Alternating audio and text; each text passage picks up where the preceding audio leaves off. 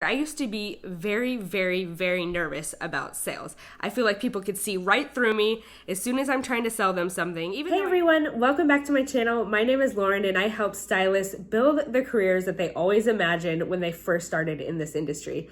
So if that's something you're trying to do, make sure to subscribe to this channel and hit that notification bell. Otherwise, you won't be notified if there's new videos. Thank you so much for watching. Let's get right into today's training. So product sales can actually be a really significant portion of your income as a hairstylist. So if you're someone who's trying to increase your revenue, you could actually do it a lot by just increasing your product sales. And I understand why so many people tend to neglect this. It's because being salesy and being pushy are kind of the words that float around in your head when you talk about product sales. And for good reason. Lots of clients are very skeptical of hairstylists trying to sell them products because, I think they're just kind of used to the tactics, used to the ways that, people use to sell products, and they feel like they're just being sold. And as hairstylists, we always feel so scared about making people feel like we are pushing something on them. So that's totally understandable. And that's why in this video, I want to give you some strategies to help you increase your product sales and make you feel a little bit less guilty about it and less salesy about it. Okay, so tip number one is you don't want to wait till the end of the service to start selling products. A lot of times, I know what I used to do in the very beginning because I was so nervous to talk about products is at the very end of the service, and this is what my salon actually kind of forced us to do, but at the very end of the service, we were supposed to put 4 products out at the checkout stand and say, these are the products that I used on you. These are the 2 that I highly recommend. So that way, there's like this tactic of you show them a lot, but hey, let's start with just a little bit. But clients, I feel like, start to see through these old tactics and strategies very quickly, and they become very numb to it, and they become very resistant to it. So this is what I suggest instead. Make sure that you are talking about products casually and comfortably throughout the entire service so that when you get to the end, it's just a reminder about what you used on them instead of like a brand new introduction. Clients need to see, experience, and be educated on something multiple times before they feel confident enough that this is going to be a great thing for them and want to buy it. Tip number 2, when is the best time to start kind of introducing products? Well, I think a really great time to do this is actually at the shampoo area because that's the one place where they're not looking in the mirror. They have no idea what's going on around them. You're just kind of putting stuff in their hair and it feels great and they're super relaxed. So they're very open to your suggestions at this point. And it's just really nice to educate them on exactly what you're doing. So rather than thinking about, okay, I'm going to sell them this product right now, think about, I'm going to just walk them through exactly what I'm doing and what the benefits are, because that way you're not really selling the product, you're selling your experience and what you're doing in order to make their hair better based on the concerns that maybe you talked about in your consultation. So for example, if they're at the shampoo bowl and they express that they had a ton of dryness in their consultation, so you're giving them a head massage and you're saying, and look, so I'm using this conditioner on you, it's by blah, blah, blah, and the reason I'm using it is because it's going to give you these benefits. And I know you talked about, having really dry hair, so I wanted to make sure I use this on you, and I want you to let me know how your hair feels at the end of the service when we're all done. And believe it or not, this process of actually educating your clients on exactly what you're doing at the shampoo bowl is actually going to relieve them a little bit. A lot of clients come in, especially if they're new clients, they come in very skeptical, very just afraid, like they don't know what you're doing. So it's just kind of part of that process of explaining all of the steps you're taking in order to get them to where they want to be. So next time you're at the shampoo bowl, think about educating them on the products that you're using instead of thinking of it as selling to them. Because really, your whole goal is to make them feel better about their hair, to offer amazing solutions to the problems that they're having. And part of that is without a doubt giving them the right products. So if you are educating and just using products as your props in your education, it's going to go a long way with your clients. And not to mention that extra benefit of making them feel more relaxed about you and feeling more comfortable about you because you're explaining the process as you go. So my next tip is after you're at the shampoo bowl, you've educated them, you've kind of introduced them to exactly what you're using, you're going to want to actually line up some of the products that you used on them at the shampoo bowl. Because number one, they always ask, what was that you used on me? And also, number 2 is when they go back to your station, sometimes there's just not much to look at. So you might as well have them look at the stuff that you actually need them to buy to help with their hair. And at this point, you don't need to go any further. You don't need to talk about it like, oh, remember at the shampoo bowl, this is what I used on you. Just have it laid out there. Just let them look at it. Because if you think about it, when you hear about a product that is really amazing, the next thing you want to do is kind of like shut out all the noise and kind of look at it for yourself. So having them just kind of lined up at your station is a great way to allow them to kind of do that, and just really don't say a word and let them ask you some questions, because they undoubtedly will. So this way, instead of saying, hey, you need to check out this product, it's already there and they're tempted to look at it and be like, oh, what's this? Is this what you used on me back there? And there you go. And that's your open doorway to explain all of the benefits of that product and why that is something that you think is going to be great for them. Okay, so my next tip. Well, I want to preface this first by acknowledging that there are so many salons that just pressure you to sell, sell, sell. There's a quota of how many products you should sell, there's goals, there's milestones that you're supposed to hit, and things like that. And I want to make sure that you definitely keep those things in mind when you're in the service. But first and foremost, the most important thing that you can do to be a great salesperson without being slimy and salesy is to think of the client first. And the way you do this is constantly be thinking, instead of, okay, what can I sell this client? Constantly be thinking, what are the best solutions that I can possibly offer this person? Because people come to you because they absolutely are having struggles with their hair. Maybe it's too dry. Maybe it's not growing fast enough. Maybe there's a lot of damage to the hair. They're coming to you because they want you to solve these problems. So make sure to keep that in mind. You are actually not benefiting them at all by being afraid to sell them something, because they are coming to you for solutions to their problems. So make sure that you just think of it as client first. How can I offer solutions to their problems? And then keep those goals in the back of your mind, yes, to get you to be motivated to actually find those solutions. So instead of thinking of those goals of, okay, I got to sell, what can I sell them? You have those goals in the back of your mind that motivates you. Let that motivate you to make sure to always be thinking of the client and finding the best solutions for them. And that's how you become a great salesperson, a great hairstylist as well, because you're not selling them product, you're offering solutions. So if you think of it that way, I think it's going to be a lot easier for you to increase your product sales and therefore increase your revenue. So you might be wondering, how do I offer great solutions to problems? And I think that the number one way to do this, which brings me to my next point, is you want to constantly be asking them questions so that they open up to you and express their concerns throughout the entire service. So for example, especially in the consultation, that's where a lot of times people just kind of dump all their problems on you. So you want to listen to them and don't feel like you have to kind of like solve them all at once. Show them that you thought about the consultation, you thought about the things that they are struggling with. And what you're going to do is acknowledge maybe like 2 or 3, start working on those, just talking it out, start working on those and asking more questions to get more information. And then throughout the service, some things are going to pop into your head as solutions and be like, oh, you know what? You also said you were struggling with split ends. So right now, what I'm doing is actually putting this, oil in your hair, and that is going to significantly decrease your split ends. So instead of just tackling everything that you hear them complain about all at once, try to pick a few things and really try to understand like what is the root of the problem. There might be just kind of one thing that is the solution to everything. There could be multiple things that they are going to need in order to fix those things. But sometimes it's nice like to not overwhelm yourself and just focus on one specific problem that you feel.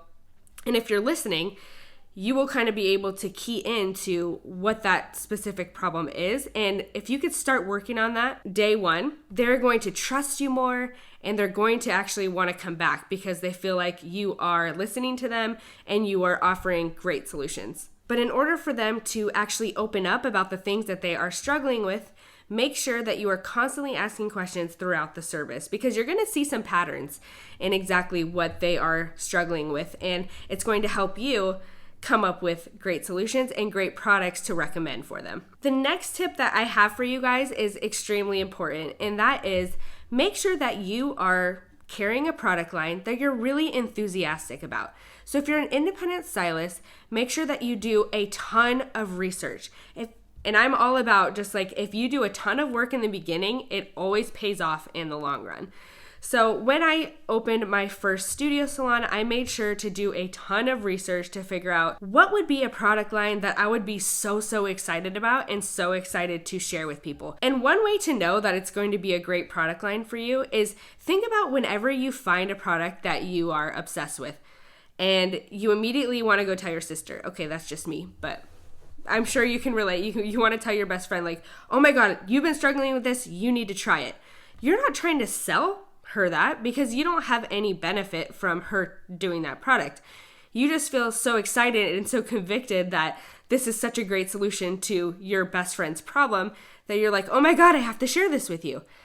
So if you feel this way about your product, it's going to be so much easier for you to sell it. You'll be so much more natural and you'll be so much more genuine in your presentation of it. So when it comes time to recommend that product, you are excited, you are confident that this is going to actually work for them, you believe in it, and therefore selling becomes something that you are actually really excited to do because you feel like they would actually be missing out by not having this. And how good do you feel when you're able to recommend to your friends something that worked amazing for you? You just feel so excited, you feel so excited to tell them and share it with them, and it's something that you just can't hold in.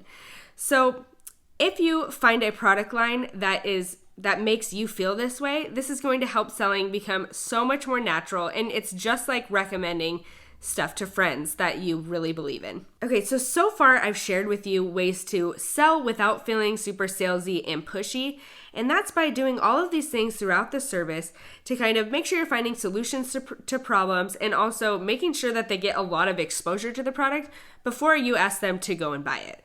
So the next thing that I want to talk about is the fact that sometimes people still just need a little push at the end to buy the product. And just because people need a little push at the end doesn't mean that you're selling them something that they don't want. For example, there's so many times where I've been like eyeing a product that I really want, and I need my sister or my really good friend to tell me, just do it. You know what I'm saying? So the next tip that I want to give you is I want to actually explain a sales concept to you called the rule of reciprocity. And it's really actually just a pattern of behavior that most people have that kind of helps them and encourages them to actually make a decision. So the rule of reciprocity is basically saying that if you first give someone something, they're more likely to actually buy from you. So where can you use this to kind of help your sales? So I would use this to just kind of encourage them to actually make that purchase today. It's something that may not work right away, but it's something that is going to leave an impression on them. And when they're thinking about that product later, it's something that they'll remember and want to buy from you. So what I would do is I would make sure to give them something of value that was really helpful to a specific problem that they were experiencing. So I would buy these little sample cups from like a restaurant supply store like Smart & Final, one of those stores, and I would fill it with, say, a conditioning mask if somebody was, struggling with dryness or damage or something like that. So at the end of the service, I'd be like, hey, so I know like your biggest problem right now is you're struggling with dryness and damage. So I just wanted to give you this little sample. It's really going to help you. That's actually what I used on you today. And I know we talked about so many products and so many solutions, but what I want you to start with is really just tackling that dryness problem, because then all of your other problems are going to be much easier to solve later. So I'm going to give you this sample, and then this is the shampoo that is going to go with it. 99% of the time when you do this, they'll want to buy the shampoo. And they'll be like, oh, you know what? I'll just buy the shampoo and conditioner. 99% of the time, that is what happens. If you have developed that trust and you have been very genuine about offering solutions and listening to their problems, that is how you're going to have success at the end. But sometimes people need a little bit time to think about things and decide. I know that there's so many things that I do that with, so I really just don't mind. And it also gives them a reason to come back to the salon. So even if they don't buy something right away, don't feel like, oh man, it's over, I lost my chance. Remember that they're going to be thinking about this service long after they leave the salon. So there's still time for them to make a decision, call you up, text you, say, hey, I need to get this product. And that leads me to my next point, which is you want to make sure you're very accommodating. So make sure that you're reading the client, and if you could tell that they're just somebody that wants to kind of process everything and think about it, just let them do it. Don't pressure them like, oh, you really, really, really need to do this though. Like, it's so important because your hair is so important. Don't do that, because that's where you become very pushy and it's very off-putting. And remember, the main thing that they remember from a hair appointment is pretty much the last few minutes. So you want to make sure that you're as accommodating as possible. If you're reading them and they feel like they're just not ready still, what you want to do next is actually reduce the pressure, but get them to kind of think about it for next time. And this is kind of what I say to do that. And you know what? Look, this is completely up to you. I just want to make sure that you have everything you need to kind of solve those problems that we talked about. But if you're not ready, no pressure at all. I'm actually going to take notes on everything that I used on you, and I will send it to you. So that way when you're ready, I'm going to have it in my notes and you're going to have it too. So we'll be able to get you anything you need. So if you say something like this, you're acknowledging where they are in the customer buying journey. And that is so important because it just relieves so much pressure and it allows them to trust you and they don't feel like they're just being forced into buying something. And also it gives them a reason to come back because they know that you have established this relationship with them. You have notes on them, almost like your doctor. It's like you don't really want to switch doctors because they know everything about you. They know everything you need already. They know what you've taken, they know what you need, things like that. So it also just encourages them to come back. Now, for me in particular, I used to be very, very, very nervous about sales. I feel like people could see right through me as soon as I'm trying to sell them something, even though I know it's going to be something that's going to benefit them. I would feel a little sweaty sometimes. I'd get just so nervous. And because of that, it's something that I really dedicated myself to being really great at. So actually, before I went to cosmetology school, I knew that product sales was going to be a big part of my income. So I actually started working at retail stores where there was a lot of pressure to sell. It sounds counterintuitive because I was so scared of it, but since it was such a challenge for me, I wanted to just immerse myself in the most uncomfortable environment, and I wanted to overcome it so that when I became a hairstylist, I would be able to feel confident in selling and doing what I was doing. And through that retail experience, I actually worked at a store called Buckle, which you probably have heard of it, and they're known for having like the most pushy salespeople. In fact, I know that when I was working there, people talked about the Buckle game, and I never knew what that was, but basically it's a challenge where a customer tries to get to the very end of the store without a Buckle employee trying to talk to them. And I thought that was so funny because it's like, they are like that. Like right when you get in the door, you better have your signature greeting ready. You better be showing them products right away. And I don't necessarily think that this is the best way to do it, but that experience really helped me kind of learn strategies, learn people's behaviors so that I could take what I learned, tweak it a little bit, and apply it to what I was doing in the salon. And having this background in sales really helped me to just be dynamite when it came to sales in the salon. And I'm not even joking. So if you are a retail person, if you've ever worked in retail, this is such an amazing experience to have. So make sure you go day to day. I know it can be so hard, but if you're working retail, make sure you just consume and learn as much as possible from the trainings that they give you.